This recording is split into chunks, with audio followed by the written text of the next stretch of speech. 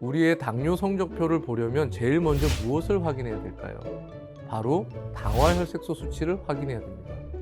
당화혈색소는 꾸준한 건강관리를 반영하는 가장 중요한 지표인데요.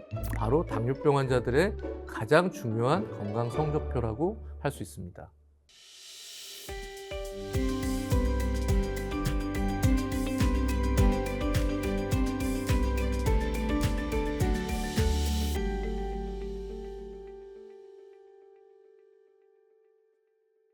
안녕하세요. 저는 대한내분비학회 총무이사를 맡고 있는 명지병원 내분비내과의 이재혁 교수입니다.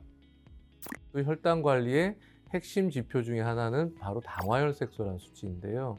아마 평소에 당뇨병에 관심이 있거나 또는 가족들과 당뇨 진료를 하시는 분들이라면 용어에 굉장히 익숙하실 거라고 생각이 듭니다만, 아직도 진료실에서 많은 환자들이 당화혈색소 얘기를 해주면 잘 듣다가도 좀 엉뚱한 얘기를 하신 분들이 꽤 많아요. 그래서 오늘은 여러 가지 혈당 관리 지표들에 대해서 말씀을 드리겠지만, 집중적으로 당화혈색소는 무엇이고 어떻게 측정을 하고 어떤 수치를 목표로 해서 저희가 관리를 해야 되고, 당화혈색소를 관리하기 위해서는 어떤 노력을 해야 되는지를 설명드리려고 합니다.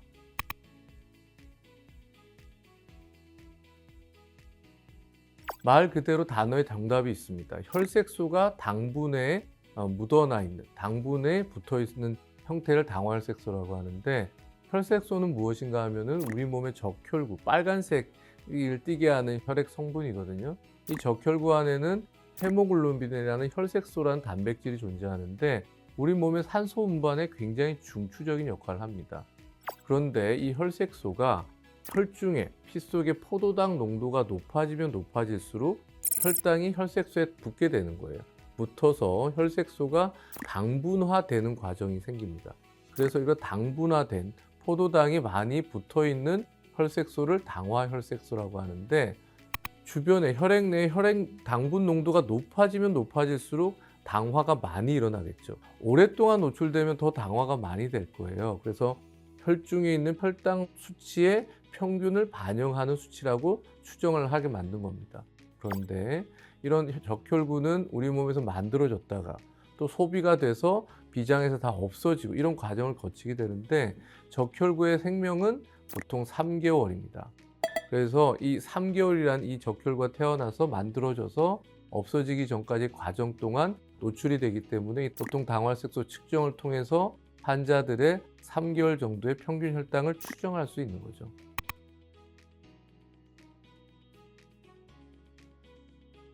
당화혈색소란 말은 말씀드렸듯이 혈색소가 당화되는 건데, 퍼센트란 말은 6%란 수치는 100개의 혈색소가 있다면 그 중에 6개 정도가 당화가 돼 있다는 겁니다. 대부분은 혈당이 낮은 상태에 노출됐기 때문에 혈당이 높은 상태가 오래되지 않았다는 거죠. 혈당 상태도 높지 않았다는 걸 대변합니다. 6.5%부터 당뇨병 진단을 할 수 있는데, 그 사이인 5.7에서 6.4%는 당뇨 전 단계라고 할 수 있고요. 우리 몸의 6% 정도 혈색소가 당화가 됐다 그러면 혈중의 혈당 농도는 대략 120 정도라고 보시면 됩니다. 그리고 1%씩 증가하면 대략적으로 30씩 평균 혈당이 뛰는 거죠. 7%면 평균 혈당이 150, 8%면 평균 혈당이 180 정도라고 대략적으로 이해하시면 됩니다. 그래서 당화혈색소가 증가한다는 것은 말씀드렸듯이 3개월 동안의 만성적인 오랫동안의 고혈당에 노출되고 있다라고 이해하시면 되겠고요.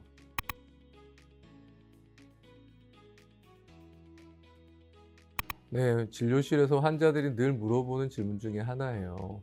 선생님, 혈당은 좋은데 당화혈색소를 떨어뜨리려면 어떻게 해야 되나요? 두 개에 대한 개념을 이해를 잘 못하고 있는 거죠. 혈당은 하루하루 매일매일 측정할 수 있는 한순간의 혈중의 당분 수치가 되겠죠. 하루하루가 똑같은 날이 하루도 없잖아요. 그래서 수시로 변동이 생깁니다. 그런 혈당 지표를 매번 평가할 수는 없기 때문에 일정 기간에 혈당 수치의 평균값을 구하고 싶단 말이죠. 그래서 혈색소란 혈액 성분은 3개월 정도가 수명을 가지고 있기 때문에, 이런 혈색소가 당분에 노출된 정도를 가지고 평가하는 당화혈색소는 일정 기간에 적어도 2개월 내지 3개월 동안의 평균 혈당 수치를 반영하는 지표가 되겠죠. 그래서 혈당 수치 하나하나의 모임이 모아져서 평균을 낸 게 당화혈색소라고 이해하시면 되고요. 쉽게 얘기하면 한순간순간 매번 재는 혈당 지표는 그날 내가 열심히 살았던 그 순간에 또는 한 끼 먹었던 그 순간에 쪽지 시험 같은 거죠. 당화혈색소는 나의 한 학기 성적표를 받는 거다라고 생각을 하시면 될 것 같고요.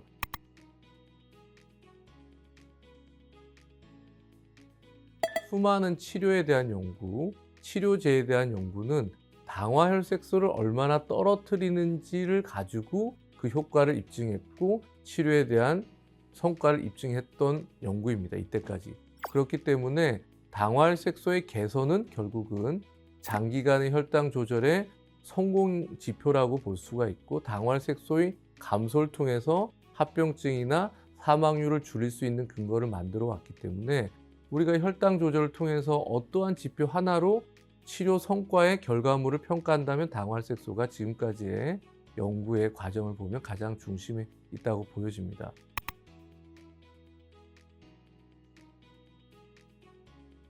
오랫동안 당화혈색소 조절을 목표로 많은 치료 연구와 약제 연구가 진행되었는데 7%를 넘어설 때부터 합병증이 시작된다고 보고를 하고 있습니다. 특히나 소혈관 합병증이죠. 콩팥이나 망막 같은 작은 혈관이 망가지는 이런 소혈관 합병증은 혈당 농도에 굉장히 예민하기 때문에 당화혈색소로 대변되는 평균 혈당값이 7% 이상만 지속되면 소혈관 합병증 발생이 급격히 증가합니다.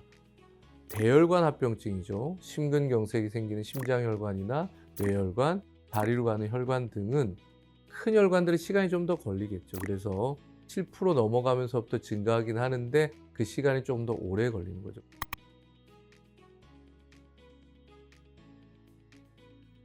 당화혈색소는 평균 혈당값이라고 말씀드렸잖아요. 그래서 혈당 관리를 잘하는 방법은 당연히 당화혈색소를 낮추게 됩니다.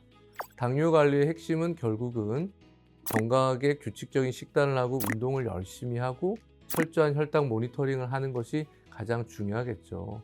이 세 가지를 잘하면 자연히 혈당의 한 순간순간이 개선되고 그게 모이면 당화혈색소도 개선이 됩니다.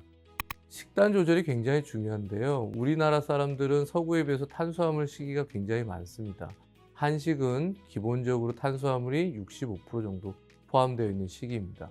이런 탄수화물을 조금 줄일 필요가 있고 탄수화물을 섭취한다 하더라도 당지수가 좀 낮은 가공이 덜 된 탄수화물을 섭취하는 것이 훨씬 좋습니다. 백미보다는 현미나 잡곡이 훨씬 뛰어나겠죠. 그리고 빵을 먹더라도 흰빵보다는 통밀을 먹는 것이 낫고 가공된 밀가루로 만든 것들이 훨씬 불리할 겁니다. 그 외에도 음식을 먹는 식사 시간을 천천히 하는 것이 중요해요. 음식을 먹는 속도가 빠르게 되면 이 또한 혈당이 빨리 올라가게 되고 혈당의 변동성을 올리기 때문에 음식을 좀 더 천천히 먹는 식습관을 만드는 게 중요하고요. 또한 최근에는 식사 순서도 굉장히 중요합니다. 섬유질이 많은 야채와 단백질 섭취를 먼저 하고 그 뒤에 이어서 탄수화물이나 마지막으로 불포화 지방 이런 순서로 한 20분간 15분 이상의 식사 시간을 가진다면 훨씬 유리할 것 같고요. 요즘에 당뇨 관리에 있어서 중요한 하나의 지표, 당뇨 발생의 중요한 원인은 장내 세균이라는 얘기도 많이 합니다. 장내 세균을 균형 잡히게 관리하는 것이 굉장히 중요한데 여러 가지 방법들 중에 가장 중요한 것은 건강한 식단을 통해서 장내 세균의 균형을 맞추는 겁니다. 유익균과 해로운 균들이 있을 거 아니에요. 이렇게 섬유질이 많고 양질의 탄수화물, 균형 잡힌 식단을 하게 되면 유익균은 늘어나고 나쁜 균들은 줄어들어서 좋은 밸런스를 유지하면서 이런 것들이 만성염증을 줄이게 되고 혈당 관리뿐만 아니고 당뇨의 발생도 감소할 수 있을 거라고 생각이 듭니다. 운동도 뗄래야 뗄 수가 없죠. 운동의 시간과 강도가 굉장히 중요합니다. 운동의 당뇨 환자들의 효과는 48시간이 간다고 되어 있거든요. 그렇기 때문에 이틀에 한 번씩은 운동을 하시는 걸 권장을 하고 옆 사람과 얘기하기에 조금 힘들 정도의 운동 강도를 해주시는 게 필요하고요. 1시간 운동을 한다고 보면 반은 유산소, 반은 근력 운동을 짜가지고 주 3회 일주일에 150분 정도는 평상시에 하는 것을 권장을 해드립니다. 당화혈색소는 대한당뇨병학회나 표준 진료 지침에서 3개월치 평균 값이기 때문에 적어도 2달이나 3달에 한 번씩 평가를 하라고 되어 있거든요. 그래서 훌륭한 건강식단과 열심히 한 운동을 통해서 지속적인 약물 치료를 통해서 혈당 관리가 충분히 잘 되고 있는지를 2개월 내지 3개월마다 당화혈색소를 통해서 적극적으로 평가받고 또 측정했으면 좋겠습니다.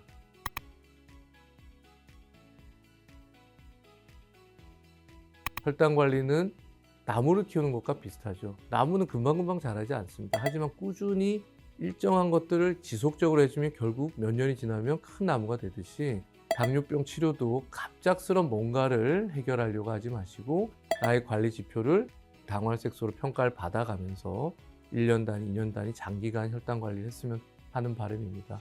이번 시간을 통해서 당화혈색소라는 조금 어색할 수도 있는, 낯설 수도 있는 혈당 지표에 대해서 조금 더 친숙해졌길 바라고요. 진료실에서 이제 선생님들이 설명해 준 당화혈색소 의미를 환자분들이 충분히 잘 이해했으면 하는 바람입니다. 이번 영상은 이것으로 마치도록 하겠습니다. 다음에는 좀 더 유익한 정보로 찾아올 테니 좋아요, 구독 눌러주십시오. 감사합니다.